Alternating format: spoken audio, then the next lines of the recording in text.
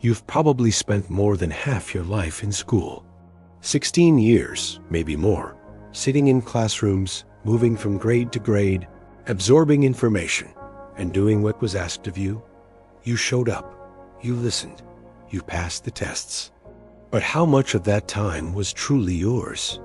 From the very beginning, education wasn't something you chose. It was something that happened to you. You didn't get to ask, is this the right path for me? You were simply placed on a track, handed a schedule, and told what mattered. Obedience was praised.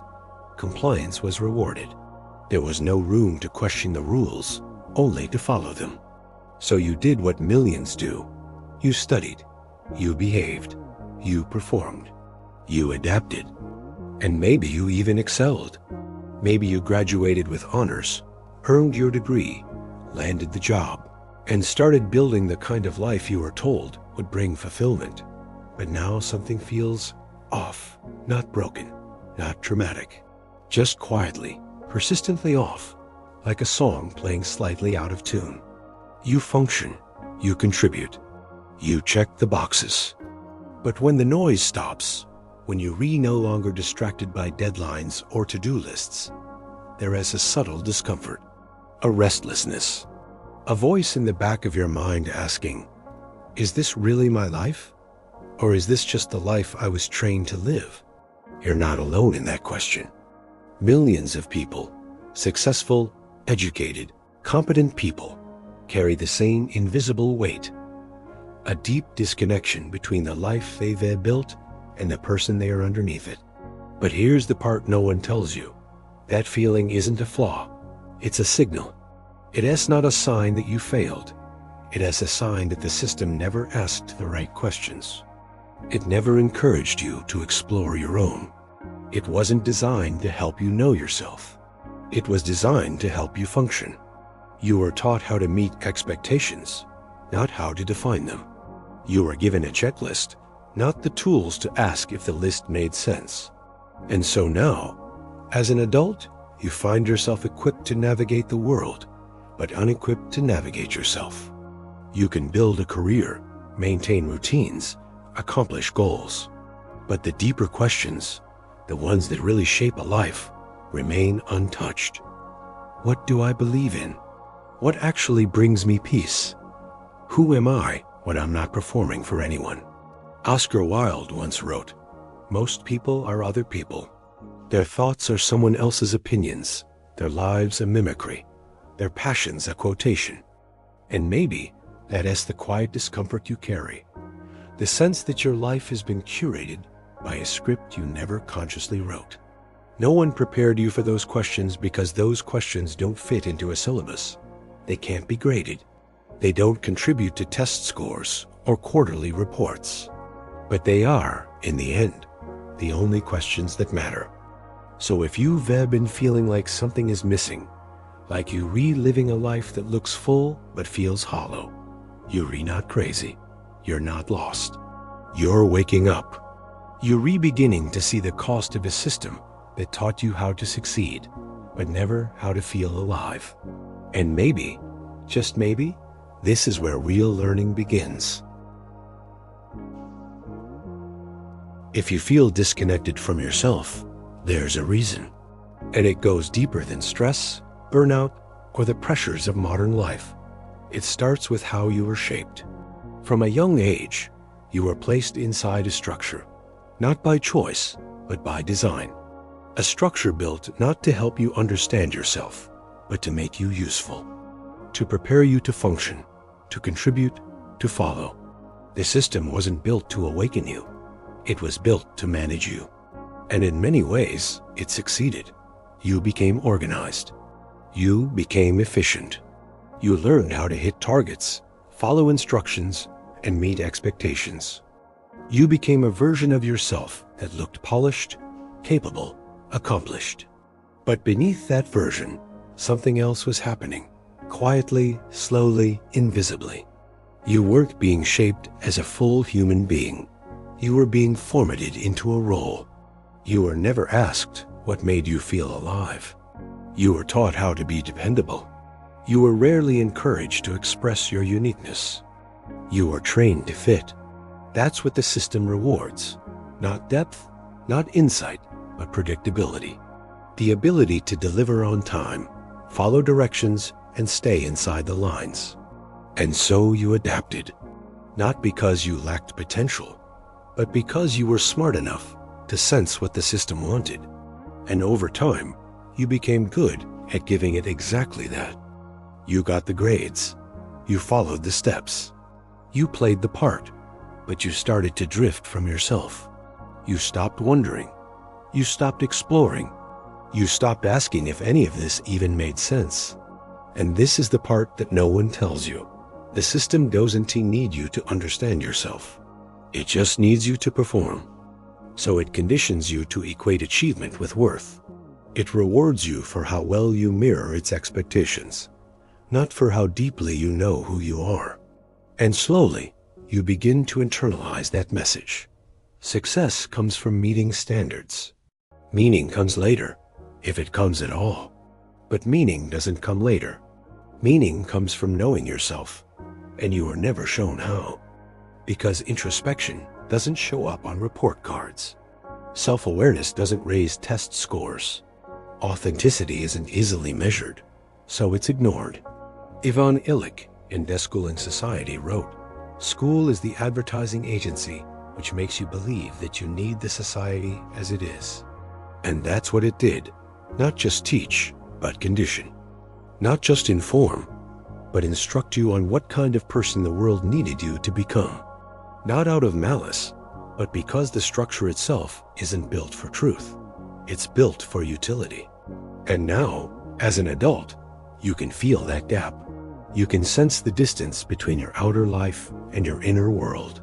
You're capable of doing so much, and yet unsure why you're redoing any of it. You were shaped to be a worker, not a seeker, not a thinker, not a whole, living, self-aware being. And that's not a personal failure. It's a systemic design. But the moment you see it, really see it, something shifts. Because you begin to realize that what you thought was just the way things are was actually a program. And if it was a program, you can start to unlearn it. You weren't always this quiet inside. There was a time, before the grades, before the rubrics, before the fear of being wrong, when you were full of questions. You wanted to know why. You wandered off topic. You interrupted with curiosity. You followed ideas into strange, exciting places, just because they stirred something inside you. That's what real learning is. That's what it looks like before it's tamed. But the system wasn't built for that. It was built to contain, to standardize, to measure. And your curiosity, wild, untamed, inconvenient, didn't fit into that frame. So what happened? You were told to stay on task, to stop asking so many questions, to raise your hand less, to stick to the curriculum. Not because your questions were wrong, but because they didn't fit the schedule. And slowly, you got the message. Curiosity is disruptive. Wonder is inconvenient. Thinking outside the box is a problem, not a gift. You didn't stop asking because you stopped caring. You stopped asking because you realized it was safer not to. Safer to memorize than to explore. Safer to conform than to challenge. Safer to be quiet than to stand out. So you adapted. You gave the right answers, not the real ones. You studied not to understand, but to pass. You learned how to play the game, not how to question the rules. And the system rewarded you for it. You were told you were a good student, not because you thought deeply, but because you followed instructions. You colored inside the lines. You didn't challenge authority. But that praise came at a cost. Each time you silenced a question, you silenced a part of yourself. Each time you chose performance over presence, your inner world shrank a little. Each time you played it safe, you moved further away from the part of you that once burned to know more. And eventually, that hunger, that beautiful living instinct to wonder, became buried beneath something colder. Pressure, perfectionism, fear. You didn't read because you loved learning. You read because there would be a quiz. You didn't write to express yourself. You wrote to hit a rubric. You didn't speak to discover ideas. You spoke to avoid being wrong. Dr. Martin Luther King Jr. once said, "The function of education is to teach one to think intensively and to think critically. Intelligence plus character, that is the goal of true education." But you weren't taught to think critically, only to think correctly. And there's a difference. Correct thinking pleases the system. Critical thinking questions the system. And so you are trained for the former and warned, subtly or directly, against the latter. And now, even in adulthood, the pattern remains. You hesitate to speak. You fear being wrong. You wait for permission to be curious, even when there is no one left to stop you. But that fear didn't begin in the workplace. It began the moment asking too many questions made you a problem. And the tragedy is, you were praised for it. You were rewarded for dimming your spark. Not because you lacked brilliance, but because brilliance makes the system nervous. So you learned to shrink. Not because you were small, but because shrinking is what survival looked like inside a structure that had no room for fire. If you've ever felt like your education shaped you into something you never fully chose, you read not wrong. But to understand why, you have to step back and see the bigger picture. Because this wasn't a glitch, it was a blueprint. The way you were taught to think, or not think, wasn't random. It didn't happen by chance. It was engineered. Not by a villain, not by a conspiracy, but by a world that had very specific needs. Needs that had nothing to do with helping you understand yourself. It's uncomfortable, but necessary to face. The system was never designed to liberate you. It was built to shape you into something manageable. Look at the structure. You sat in rows. A bell told you when to begin, when to stop, when to move. You followed a rigid schedule divided by subjects, just like tasks on an assembly line. You were rewarded for punctuality, obedience, and predictability. You weren't asked what you felt. You were told what mattered. This wasn't an accident. This was industrial design. Modern schooling took shape during the rise of industrial capitalism, when governments and corporations needed a certain kind of citizen, disciplined, repetitive, replaceable. A good worker, not a whole person. So education was modeled accordingly. It wasn't about awakening the mind. It was about preparing bodies for factories and minds for bureaucracy. It was about order, not insight. Uniformity, not uniqueness. And if your creativity, your instincts, your hunger to question, if all that felt out of place in the classroom, it's because it was. You were never meant to flourish in that structure. You were meant to conform, and most of us did. Not because we lacked courage, but because the cost of resistance, even as children, felt too high. So we adjusted. We shaped ourselves to fit the mold.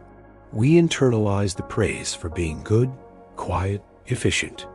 And eventually, we forgot that there was ever an alternative. We confused education with obedience. We confused being prepared with being programmed. Jiddu Krishnamurti once said, "It is no measure of health to be well adjusted to a profoundly sick society." And yet, that is exactly what the system trained us to do. To adapt to something that was never built for the soul. To perform a version of life that runs smoothly on the surface, even as something deeper inside us goes silent. Because when you're taught to associate structure with safety and questioning with danger, you begin to see the cage as comfort. And the tragedy is, most people never realize it.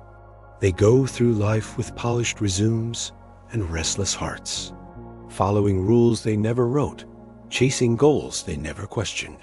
Not because they're lost, but because the map they were given never included the territory of the self. So when the structure finally breaks, when the job ends, the checklist runs dry, the noise fades, they feel unprepared. Not for work, but for life. Because the system trained them to function, it never taught them how to be free. But once you see the design, even a glimpse of it, something shifts. You start to realize you weren't the problem. You were responding intelligently to an environment that didn't know what to do with your wholeness. And from that recognition comes the first breath of liberation. Not rebellion for its own sake, but a quiet, steady return to yourself. At some point, maybe through exhaustion or silence, or a sudden collapse of everything that used to make sense, something stirs inside you. It's not loud. It doesn't scream for attention. It just whispers a quiet truth. This isn't me. Not the career, not the pace, not the endless performing. And in that moment, you begin to sense something you hadn't seen clearly before, that the life you've been living was built more on instruction than on intention. You didn't choose it. You followed it. Not out of laziness or fear, but because that's what you were taught. You were told what success looked like. You were given blueprints, formulas, metrics. You learned how to play the part, and you played it well. But now, with the applause fading and the structure quieting, you feel what's been buried beneath it all.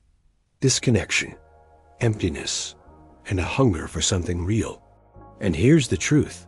That hunger isn't a crisis. It's a sign that you're finally waking up.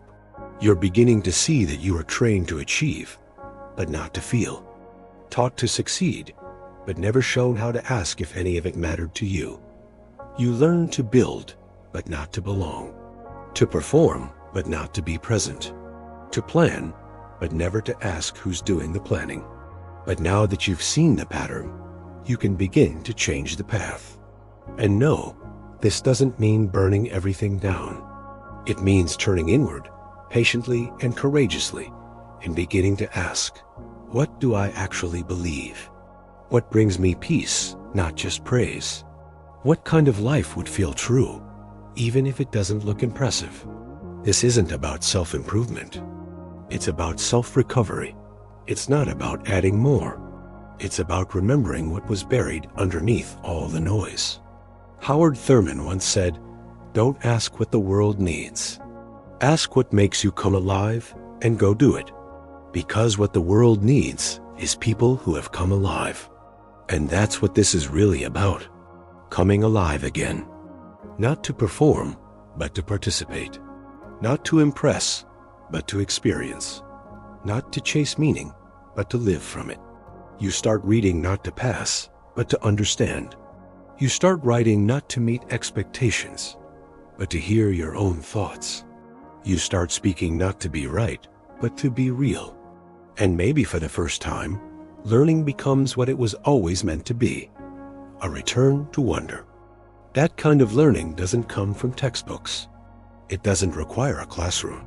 It begins in stillness, in silence, in the brave act of listening inward. You start to make peace with not knowing. You stop fearing blank space. You stop mistaking productivity for worth. And in that space, something begins to bloom. Something that was never fully lost, only silenced. You, not the role, not the resume, not the product of years of shaping, but the real, alive, breathing, curious self that existed long before anyone told you who to become. That's the beginning of real education. Not learning what to think, but unlearning everything that made you forget how.